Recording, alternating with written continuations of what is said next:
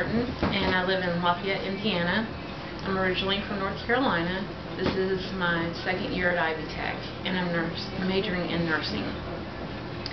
I started my first speech when I was in high school, and I was running for District 5 Vice President in our DECA club.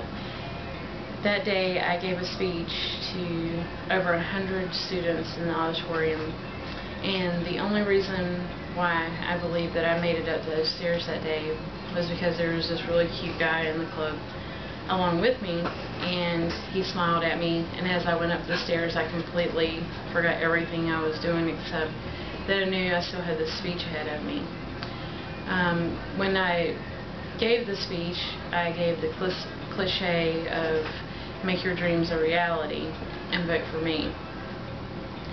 That year I remember doing that and becoming District 5 Vice President, but in the process I remember how nervous I was and how everything just seemed to float by that day.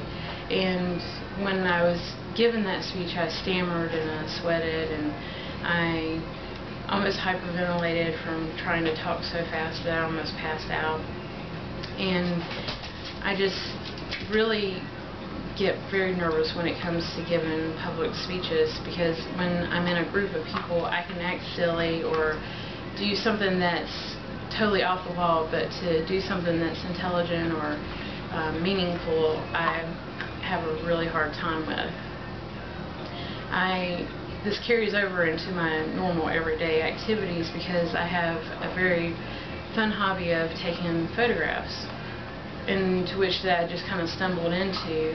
My neighbor, she had her granddaughter was graduating from high school and she wanted some senior pictures taken of her, nothing fancy, so I told them that I would try, and I had just a regular point and shoot camera, and I took her out to the park somewhere and we just took pictures and everything was real fun and I was having a great time.